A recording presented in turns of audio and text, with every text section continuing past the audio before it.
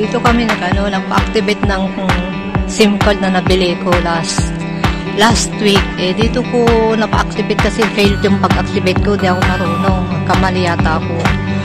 Pero sure talaga legit na. Ayun, may signal na yung aking SIM card na kabayan. Ang gamit ko kasi smartphone. Dito ako sa Hong Kong, mga kabayan. So, ito yung naman ng SIM card nila. CMHK Kabayan Center. Ayan, dito kasi sa nila, company nila. Sa office nila. Pwede ka rin bumili dito. Activate mo na agad. Tapos pwede ka rin magpa-load dito. Ayan ang nila, offer nila. Pag 3 months, 198. Nakalibre ka na ng isang buwan. Ito naman, every month, 88. Ito naman, 128. Walang limitado. 30 days din, 128 pwede rin. Nalakas yung 42. Ito naman. Pero ito ito yung to. I-reserve ko ito kasi may load pa naman ako sa isang SIM card ko. Kaya ubusin ko muna yon. Pag malapit na expire, ito naman ang papaloadan ko. Tapos hotspot na lang ako sa isang cellphone ko.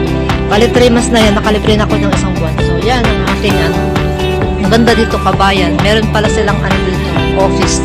Nasa 3rd floor ng Hong Kong Central Worldwide. CMHK. So, ayun yung kasama ko. Bibili din siya ng kabayan. Kabayan na siya dati. Pero pangalawa na naman yung bilihan ng kabayan. Doon kasi yung ko, smartphone ko, doon ako sa agency ko na nag-activate agad. Libre yun. Ito naman, pwede kang bumili ng extra SIM card mo para sa isang cellphone. Ayan, papaludan mo. Tapos, pwede rin sila yung mag-activate. Activate mo kung hindi ka marunong.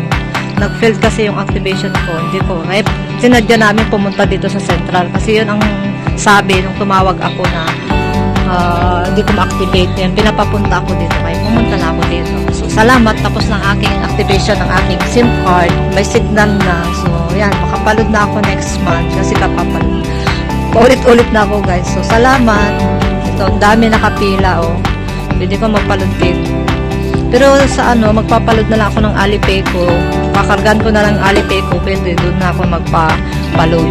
Tinanong ko na. Sa Alipay daw. Pero dito naman ako sa Alipay. Ako nagpapalod talaga yung smartphone. Bye-bye. So, bye-bye na, guys.